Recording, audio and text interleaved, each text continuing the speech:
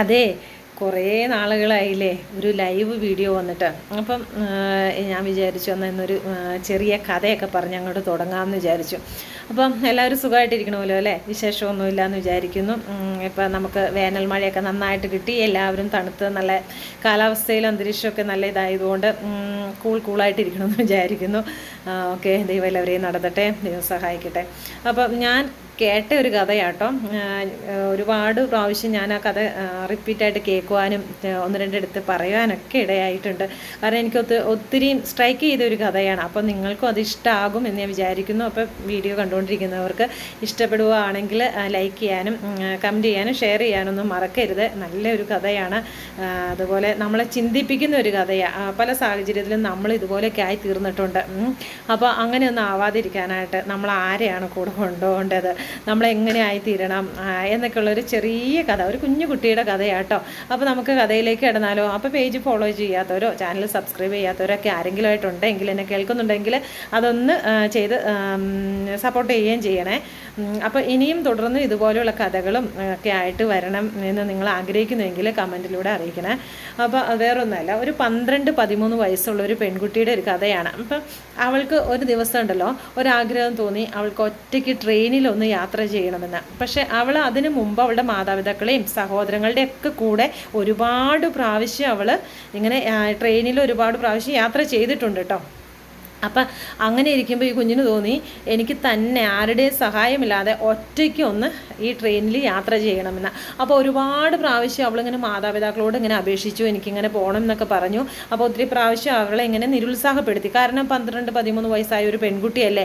അപ്പോൾ അവളെ ഒറ്റയ്ക്ക് ട്രെയിനിൽ യാത്ര ചെയ്താലുണ്ടാകുന്നത് ആ സാഹചര്യത്തെക്കുറിച്ചൊക്കെ മാതാപിതാക്കൾക്ക് അറിയാവുന്നതുകൊണ്ട് അവരത് സമ്മതിക്കുവാനായിട്ട് ഇടയായില്ല. അങ്ങനെ ഒരുപാട് ഇങ്ങനെ മാതാപിതാക്കളെ ബുദ്ധിമുട്ടിപ്പിച്ച് അസഹനീയമായി കഴിഞ്ഞപ്പോൾ അത്രയ്ക്ക് അവർക്ക് കുഞ്ഞ് അത്രയും സമ്മതിക്കാതെ വന്നു കഴിഞ്ഞപ്പോൾ എന്തായാലും പോയേ പറ്റുമെന്നുള്ളൊരു വാശി അവൾക്കിടെ ആ ജീവിതത്തിൽ വന്നു കഴിഞ്ഞപ്പോൾ പിന്നെ അവളിങ്ങനെ കെഞ്ചിക്കൊണ്ടേയിരുന്നു. അങ്ങനെ സഹി കേട്ട് ഈ മാതാപിതാക്കൾ പോകാനായിട്ട് അനുവാദം കൊടുത്തു. കാരണം ഇതിനു മുമ്പ് അങ്ങനെ ഒരുപാട് പ്രാവശ്യം അവരുടെ കൂടെ യാത്ര ചെയ്ത് പരിചയമുണ്ടല്ലോ എന്നുള്ള ആ ഒരു ഇതിലാണ് അവർ പോകാനായിട്ട് അവസാനം സമ്മതിച്ചു. അങ്ങനെ ഈ മോള് വേഗം ഇവർ സമ്മതിച്ചു കഴിഞ്ഞപ്പോൾ പെട്ടെന്ന് തന്നെ ബാഗൊക്കെ പാക്ക് ചെയ്തു വളരെ സന്തോഷമായിട്ട് പോകാനായിട്ട് തുടങ്ങി. അപ്പോഴത്തേക്കും അവളുടെ മാതാവ് ഉണ്ടല്ലോ, അവളുടെ അമ്മ അവളുടെ അടുക്കിലേക്ക് വേഗത്തിൽ കടന്നു വന്നു. ഒരു കുറിപ്പ് അവളുടെ കയ്യിലുണ്ടായിരുന്നു. അപ്പോൾ ആ കുറിപ്പ് ബാഗിലേക്ക് ഇട്ടുകൊണ്ട് അവളുടെ അമ്മ ഇപ്രകാരം പറഞ്ഞു, മോളുടെ യാത്രയിൽ എപ്പോഴെങ്കിലും മോൾക്ക് വല്ലാതെ ഭയം തോന്നുന്നു എങ്കിൽ ഈ കുറിപ്പ് എടുത്തൊന്ന് വായിക്കണം, ഇല്ല എങ്കിലും മോൾ അത് മറന്നേക്ക് എന്ന് പറഞ്ഞു.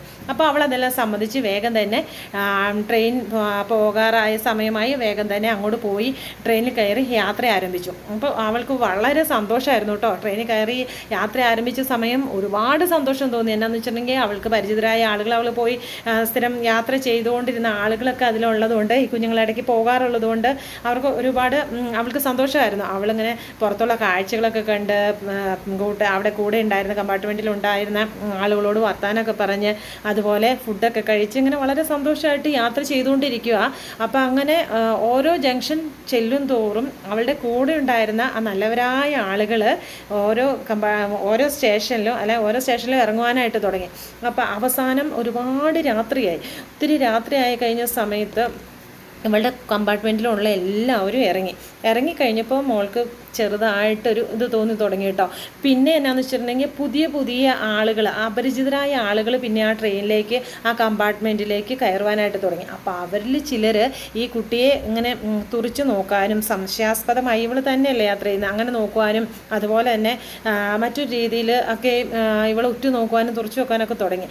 അപ്പോഴേക്കും മോൾക്ക് ഇങ്ങനെ ചെറിയതായിട്ട് ഇങ്ങനെ ഭയം തോന്നി തുടങ്ങി. അപ്പം അങ്ങനെ അവൾ വല്ലാതെ ഒരു അവസ്ഥയിലേക്ക്, അങ്ങനെ ഒറ്റപ്പെടലിൻ്റെ അവസ്ഥയിൽ, അതായത് ആ രാത്രി ഒരു സഹായിക്കാനൊന്നും ആരുമില്ല, അവൾക്ക് പരിചിതരായ ആരുമില്ല. ആ സമയത്ത് ഇങ്ങനെ വല്ലാതെ ഭയം കൂടി വന്നു കഴിഞ്ഞപ്പോൾ അവൾ പെട്ടെന്ന് അവളുടെ ഓർമ്മയിൽ വന്നു, എൻ്റെ അമ്മ ഒരു കുറിപ്പ് ആ ബാഗിൽ ഇട്ടിട്ടുണ്ടല്ലോ, ഇങ്ങനെ പറഞ്ഞിട്ടുണ്ടല്ലോ, അപ്പം നിനക്ക് വല്ലാതെ ഭയം തോന്നുന്ന സമയത്ത് ആ കുറിപ്പെടുത്ത് വായിക്കാൻ. അവൾ വേഗം തൻ്റെ വിറയാർന്ന കൈകളോടെ ആ കുറിപ്പെടുത്ത് വായിക്കുവാനായിട്ട് തുടങ്ങി. അതിലെന്താ എഴുതിയിരിക്കുന്നതെന്ന് അറിയാമോ കൂട്ടുകാരെ?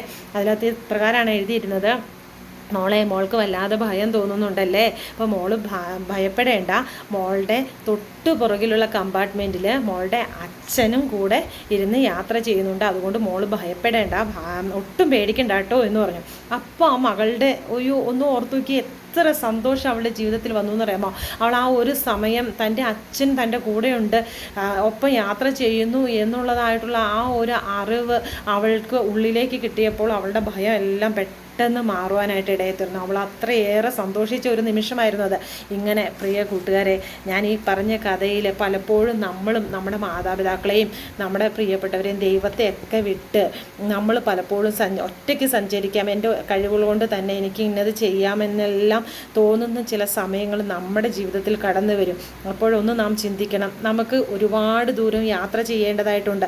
ആ യാത്ര ചെയ്യുന്ന സമയങ്ങളിൽ പല സമയങ്ങളിലും നമുക്ക് ആരുടെയെങ്കിലും സഹായം ആവശ്യമായിട്ട് വരും അല്ലേ?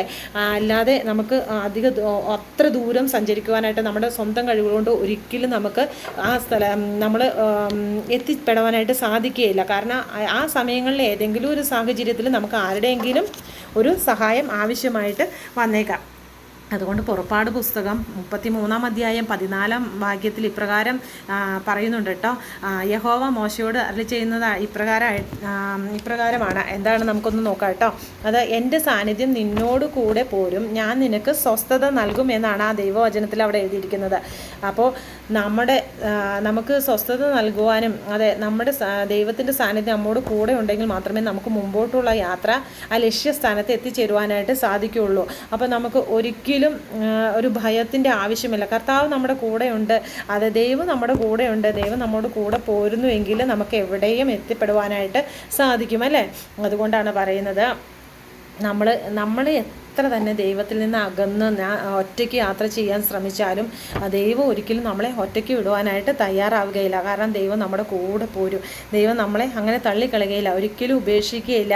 ഞാൻ നിന്നെ ഒരിക്കലും ഉപേക്ഷിക്കുകയില്ല, തള്ളിക്കളയുകയില്ല എന്ന് പറഞ്ഞ് വാഗ്ദത്ത വചനമാണ് നമുക്കല്ലേ.